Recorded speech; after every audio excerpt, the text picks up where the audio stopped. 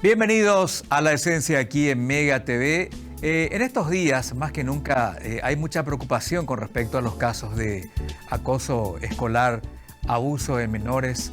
Y muchas veces nos preguntamos cómo se está tratando, cómo se está analizando, cómo se está previniendo ese tipo de situaciones, cómo se está administrando más allá de nuestra ciudad capital. Aquella vieja frase que decían nuestros padres, incluso tal parece que Paraguay termina en calle última, y sabemos perfectamente que no es así. Sabemos que es una problemática que se extiende en cualquier parte de nuestro territorio y en cualquier parte del mundo. Pero ¿cómo están operando nuestras autoridades? ¿Cómo se están organizando para dirigir charlas de concienciación, orientar a la gente, hacerles saber de sus derechos en el interior del país? Y es así que queremos conversar, y agradecemos su tiempo para con nosotros aquí en La Esencia, con la abogada Gloria Torres, que es de la Defensoría de la Niñez y la Adolescencia del Departamento de San Pedro. Es así, doctora, ¿cómo está? Bienvenida a La Esencia y gracias por su tiempo. Muy buenas noches. Un gusto estar compartiendo este espacio con ustedes, con la audiencia de La Esencia. Gracias a usted por estar con nosotros. Qué importante tema, ¿no? A ver, vamos a comenzar con una pregunta bastante elemental. La Defensoría de la Niñez y la Adolescencia es una institución dependiente del Poder Judicial, del Ministerio Público. ¿Cómo es? Sí, es el Ministerio de la Defensa Pública. Somos independientes. Tenemos una función de asistencia a los asistidos, ¿verdad? A las personas de escasos recursos que no tienen la posibilidad de acceder a profesionales particulares. Entonces, en forma gratuita, ofrecemos esa asistencia en distintos fueros. ¿Y asumen la defensa, digamos, en juicio de alguna parte demandante o demandada también, o va más bien por el tema de la asistencia o la asesoría? Bueno, en el fuero penal estamos asistiéndole a los reclusos, a los que serían victimarios en este caso. Está el fuero especializado de violencia contra las mujeres. En este caso, la asistencia es a las mujeres víctimas de violencia. En niñez y adolescencia estamos asistiendo a niños, niñas y adolescentes víctimas que son vulnerados en sus derechos, en la aplicación de una medida cautelar de protección. También en el fuero civil, la asistencia está a las personas que están con algunos problemas en ese ámbito. También en otros fueros como laboral, comercial. Interesante. Y dígame, en el caso del acoso escolar, por ejemplo, doctora, ¿qué situación más delicada? ¿Por qué? Porque si el victimario es menor de edad, también tiene que verse protegido y asistido en sus derechos, ¿no? Sobre todo aquellos que aún no alcanzan la edad de imputabilidad. Y ahí tanto víctima como victimario tienen que ser protegidos por el Estado. Suele ser una situación así bastante compleja y delicada, ¿no? Así mismo es, y muchas veces nos encontramos ante esa situación, ¿verdad?, de casos de abuso sexual ocurrido entre niños, donde la víctima es un niño y también el victimario sería un niño. Entonces se complica un poco la intervención nuestra porque ahí nuestra responsabilidad de asistencia está por ambas partes. Y muchas veces muchos padres, especialmente los representantes de las víctimas, quieren castigo, quieren de repente se encuentran ante una situación muy triste y difícil con sus hijos, donde ellos son la víctima. Entonces quieren verle pagar una sentencia de repente al victimario, pero en este caso si es un niño, entonces se trataría de encarar de otra forma, ya con los padres de estos chicos que se presentan como victimarios, porque en esta situación ambos son víctimas, Claro, tanto claro. la víctima como el victimario siendo menores de edad, ¿verdad? Entonces necesitarían un apoyo profesional, un acompañamiento también para ambas partes. Claro, porque ese victimario, ese agresor necesita ser reencausado. El Estado y la sociedad está obligado y obligada, la sociedad, a reencauzarlo, a articular todos los medios necesarios como para rescatarlo de esa potencial vida delincuencial y reencauzarlo. Y ahí es donde muchas veces la familia de las víctimas no llegan a comprender, pero nuestro sistema es así y es lo más justo que pueda haber hasta ahora, ¿no? Así mismo es. Y en el interior del país yo creo que no solamente en el interior, el principal problema radica en las familias. Es ahí donde inician los problemas. Una familia disfuncional, falta de acompañamiento a los chicos, eh, los malos ejemplos, los escasos recursos económicos que hacen que las familias vivan hacinados, tienen una sola cama, de repente duermen todos en una cama, en una sola pieza, entonces los chicos tienen acceso, están presenciando actos sexuales entre los progenitores, muchas veces la familia está constituida por mamá, padrastro, madrastra, papá, de repente están con los tíos, con los abuelos.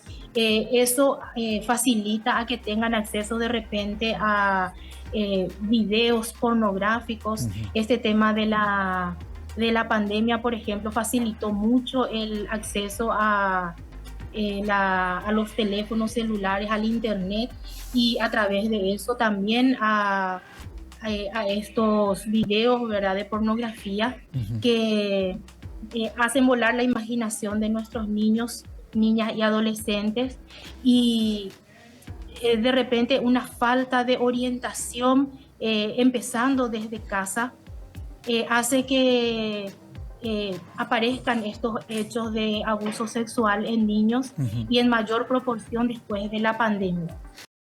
Sí, y dígame, esas causas que usted está mencionando, doctora, ¿son particulares del interior del país y particularmente otra vez encima del departamento de San Pedro, o las causas no son muy diferentes de lo que podría señalarse en la capital, por ejemplo?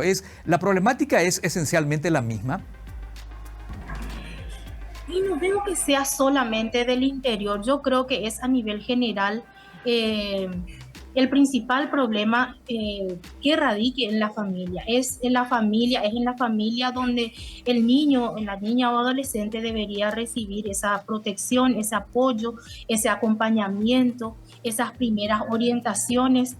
Pero en muchos casos de abuso sexual que se están presentando, estamos viendo que las causas son similares, tanto en el interior del país como en otras ciudades cercanas a la capital y en la capital misma. Hábleme de estas charlas de orientación, de prevención, de concienciación también que ustedes están realizando. Entiendo que ya empezó hace algunos meses. Me gustaría saber cómo encaran, quiénes participan, a dónde van para dictar esas charlas, quiénes las hacen. En general, hablemos de esas charlas o talleres, si queremos llamarlo también, doctora, por favor. Sí, así mismo. Y nosotros desde el Ministerio de la Defensa Pública, específicamente la Defensoría de la Niñez y la Adolescencia, es para nosotros una forma de buscar minimizar estos casos de abuso a través de estas charlas de concienciación y de intervención en los casos de ya sea de bullying, acoso escolar y el abuso sexual en niños, niñas y adolescentes. Es así que iniciamos en el mes de marzo esta campaña que hasta hoy día continúa específicamente aquí en la ciudad de San Pedro de Lucuamanduyú, capital del segundo departamento. Asumimos este trabajo, esta misión como una forma de prevención. Para nosotros es mejor prevenir estos casos que lamentar después. Entonces, llegamos hasta las supervisiones, estuvimos en reunión con las distintas áreas de supervisiones, que son 4 aquí en San Pedro, y coordinamos este trabajo. Entonces, las charlas, los talleres las realizamos en las distintas instituciones educativas de la ciudad de San Pedro de Lucuamanduyú como de los alrededores. Dentro de la jurisdicción de esta Defensoría de la Niñez están comprendidos 4 distritos que son Puerto Antequera, Nueva Germania, San Pablo Escocuere y San Pedro de Lucuamanduyú. Entonces, todos estos distritos estamos abarcando y estamos tratando de llegar a la mayor cantidad de niños, niñas y adolescentes en las instituciones educativas. Con las charlas de concienciación, así también hacemos estas charlas con los docentes, con directores, supervisores, cómo podrían ellos intervenir en un caso que se presente dentro de la institución educativa. Y esas intervenciones, digamos, de los profesores, de los directivos, de los encargados de una institución, ¿están protocolizados? Es decir, ¿hay un protocolo a seguir? ¿Hay recomendaciones a seguir? ¿Cómo es el asunto en ese tema, doctora?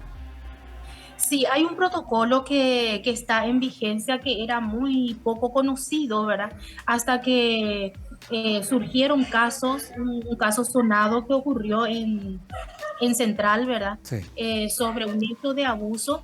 Entonces eso motivó a que despierte el interés también de los docentes en interiorizarse sobre este protocolo de cómo intervenir, porque hasta antes de eso había un cierto recelo en presentar las denuncias ante el conocimiento de casos de abuso, porque muchas veces no ocurren dentro de las instituciones estos hechos, pero ocurren fuera, de repente dentro del entorno familiar del alumno, la alumna, ¿verdad?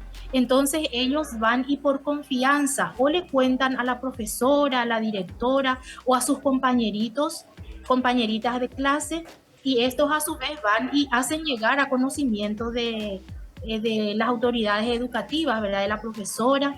Pero muchas veces los docentes, por temor a represalias, porque vienen de una familia cuyos padres son prepotentes, entonces por temor a represalia y por resguardar sus respectivas familias también, entonces optan por quedarse callados y no hacen la denuncia correspondiente. Entonces, ¿qué es lo que pasa en estos casos? Que ese niño, esa niña o adolescente sigue siendo víctima.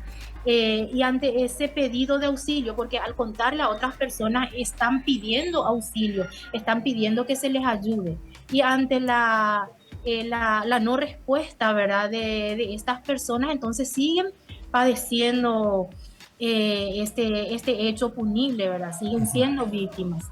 Entonces, cuando surgió este hecho, donde hubo docentes que fueron procesados incluso por omisión, ¿verdad?, de hacer las denuncias, de tomar intervención oportuna, porque eso es importante también, que la intervención sea oportuna. Entonces se asustaron y recurrieron justamente a la Defensoría de la Niñez para que se pueda hacer estas charlas.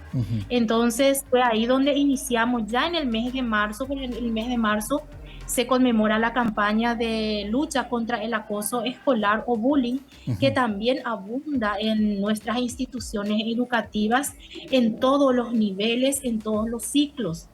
Y ahí empezamos esta campaña. En mayo intensificamos más con la conmemoración de la lucha contra el abuso sexual en niños, niñas y adolescentes. De hecho, que desde que iniciamos con el tema de bullying, también ya tocamos el tema de abuso sexual en niños, niñas y adolescentes. ¿Estas charlas también incluyen dirigirse a los padres de familia, doctora? Asimismo, también con los padres de familia, porque es una educación, debe ser una educación integral, completa, ¿verdad? No solamente a los niños. Como justamente una adolescente en una oportunidad, en una de las reuniones había comentado, dice, bueno, está muy bien estas charlas, nosotros ya entendemos, sabemos a dónde recurrir, sabemos qué hacer en la presencia de un hecho así, pero nosotros pedimos como jóvenes pedimos que también se trabaje con nuestros padres, porque ¿qué pasa? Nosotros en la escuela, en el colegio, aprendemos cómo defendernos, qué hacer, a dónde recurrir, pero llegamos a casa y otra vez somos víctimas de nuestros padres o las personas adultas quienes están en casa. Entonces nosotros solicitamos que se trabaje también con ellos. Y es muy cierto y eso se me quedó muy grabado. Entonces, estas capacitaciones lo hacemos con todas las partes intervinientes en un hecho. Con los docentes, con los responsables, que muchas veces no precisamente son los progenitores, y con los niños, niñas y adolescentes. En general, doctora, los números en San Pedro, ¿cómo está viendo usted los casos tanto de acoso escolar como también de abuso sexual que se dan fuera de las instituciones? ¿Cómo están esos números últimamente? Digamos de un año para este lado, el retorno de los chicos después de pandemia a clases presenciales, ¿cómo está viendo usted? Bueno, exactamente una cifra no te puedo dar en este momento, pero hay bastante y a vuelta de la pandemia se vio más casos. Ujú. Después de realizar estas charlas, tuvimos, por darte un ejemplo, en un día tuvimos la entrada de 3 denuncias sobre abuso sexual. Luego fue minimizando otra vez. No sabemos si porque no existen o minimizaron los casos o las denuncias, porque eso también es cierto de que ocurren los casos, pero no se denuncia, no llega a conocimiento nuestro. Ujú. Entonces, pero después de pandemia sí vimos el aumento de los hechos de abuso sexual en niños, niñas y adolescentes. Y en lo que respecta a acoso escolar, tenemos bastante. Eso sí, yo creo que más que abuso sexual tenemos, y en todas las instituciones educativas nos comentaron sobre casos. En todos los lugares donde estuvimos llegando con estas charlas, se nos presentaron los chicos manifestando sobre las experiencias que tuvieron que vivir en sus grados, en sus instituciones y en los distintos ciclos, Ujú. empezando desde el primer ciclo, primer, segundo grado, ya existe casos de bullying Ujú. dentro del aula. Y qué difícil manejarlo, ¿no, doctora? Por un lado, me gustaría saber si usted nota que los chicos ya saben identificar lo que es el acoso escolar, que no hace falta precisamente que lleguen a agredirlo físicamente o a rodearlo y empezar a decirle improperios. Cualquier tipo de referencia que sea que lesione su persona, cualquier tipo de burla, ya podría ser el inicio de una especie de acoso escolar. Empiezan los chicos, los niños, desde los chiquitos hasta los adolescentes, ¿por qué no?, a identificar, a saber rápidamente que está siendo víctima de acoso escolar y actuar en consecuencia. Sí, por suerte, gracias a Dios, ¿verdad? Con estas charlas, ese es el objetivo, Ujú. de que ellos puedan identificar, porque muchas veces para el victimario no pasa de ser una broma. Sí. Justamente eso nosotros les tratamos de hacer entender que una broma va a ser siempre y cuando la otra persona a quien va dirigida esa broma lo toma de tal manera, ¿verdad? Y se divierte con esa broma. Pero desde el momento en que le afecta a la otra persona y no le gusta y pide que se pare con eso y ellos continúan, entonces ahí ya se considera un acoso escolar. Desde el Sí. momento en que le daña a la otra persona, ya no es agradable para esa persona la broma que se está realizando. Y se está identificando Ujú. que no solamente una agresión física puede ser considerado un acoso escolar, también las ofensas verbales, Claro. psicológicas, y no solamente de manera presencial, a través de las redes sociales también Ujú. ocurren los hechos de acoso escolar. Cuando uno ya cree estar a salvo en la intimidad de su habitación, de repente abre el Facebook, entra en las redes sociales y otra vez sigue siendo víctima. Entonces, que es al cual le conocemos como ciberbullying. Sí. Entonces, se usan distintos medios, distintas formas de Doctora, ¿me escucha usted? Deje de escuchar a la doctora, se quedó como congelada la comunicación. Vamos a ver si estamos en la parte final del programa. Me quedaba una preguntita más, preguntarle cuándo siguen estas charlas, si van a continuar. ¿Me escucha, doctora? Sí, ahora le escucho. Ahí está, perfecto. Doctora, se me fue el tiempo rápidamente, increíble. Las charlas de concienciación, estas visitas que ustedes siguen haciendo, ¿lo van a continuar haciendo durante todo el año? ¿Hasta cuándo? ¿Qué es lo que nos queda en este año por hacer, por ejemplo? Y bueno, nosotros continuamos con estas charlas. Justamente ahora queremos iniciar con el tema de adicciones, sí, porque también es un flagelo en nuestra sociedad. Lastimosamente, ya estamos teniendo víctimas, niños, no solamente adolescentes. Entonces, es una preocupación nuestra y de la sociedad también. Entonces, queremos también intervenir con ese tema, siempre en coordinación con las supervisiones, y nosotros desde el Ministerio de la Defensa Pública, Defensoría de la Niñez y la Adolescencia, estamos abiertos a los pedidos también. Las instituciones educativas recurren a nosotros pidiendo las charlas y siempre y cuando nuestra actividad laboral aquí dentro de la institución lo permita, entonces estamos abiertos a realizar esas charlas. Claro, por ahí lo que alguna institución del departamento de San Pedro, en este caso en particular, puede hacer si es que no está recibiendo esta visita es contactar con la supervisión zonal para poder acceder a estas charlas, ¿no? Así mismo, con la supervisión o directamente a la defensoría conmigo, tienen mi número, entonces acceden personalmente conmigo sin problema, coordinamos, fijamos la fecha y estamos ahí. Claro. La felicito, doctora, por este trabajo. Mucha fuerza para continuar adelante. Como decía usted al principio del programa, hay mucho que decir y mucho que hacer todavía. Abogada Gloria Torres, gracias por su tiempo con nosotros aquí en La Esencia. Muchísimas gracias a ustedes y que tengan una buena noche. Igualmente para usted. Muchísimas gracias. Vamos al corte y ya regresamos con la última parte de La Esencia.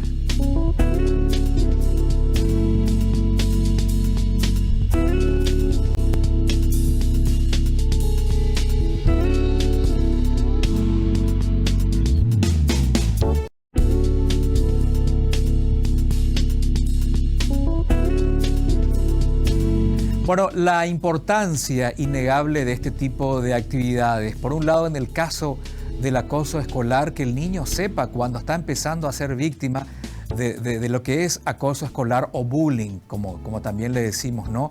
A veces una sencilla y aparentemente inocente broma es el comienzo de una especie de acoso que tiene que ser administrado, tiene que ser denunciado, tiene que ser intervenido por las autoridades de esa institución en particular, comenzando por el maestro, por el profesor o por la profesora, que tiene que tener la capacidad e instrucciones necesarias también para administrar una situación así. Por otro lado, la delicadeza de que tanto víctima como victimario son a la vez víctimas y que necesitan de orientaciones. También el victimario, es decir, ese chico que fue protagonista de algún atropello, de algún acoso o incluso de abuso sexual, también tiene el derecho de ser protegido, asistido y reorientado. Es lo que dicen nuestras normas, es lo que dice la sociedad moderna a través de sus reglas de juego, y eso hay que saber aceptar y entender también. Por otro lado, también seguir creando conciencia a través de estas charlas de que tienen que denunciarse los casos de abuso sexual en niños y niñas, donde no solamente en San Pedro, sino en la generalidad de los casos, se da mayoritariamente en el mismo entorno familiar. Y sabemos que es bastante difícil, que más difícil que denunciar a un familiar, pero hay que hacerlo. La gente del entorno, los vecinos, los cercanos que tengan conocimiento de este tipo de situaciones muy, muy graves, tienen que perder el miedo a meterse y a denunciar a las autoridades correspondientes, que se sepa, que se investigue y sobre todo alcanzar el nivel que todos queremos de prevención, es decir, de evitar que más casos se sigan produciendo. Y como ustedes pueden ver, no es un tema de la capital nomás. Por ahí estamos todos los días con informaciones que tienen que ver con Departamento Central, o sea, Asunción y Departamento Central, pero es una problemática general. Es un problema general y que tiene que ser encarado por las instituciones destacadas en los diferentes puntos del país. Y así vamos a seguir recorriendo diferentes departamentos para ver qué están haciendo en ese sentido. Hasta la próxima en La Esencia.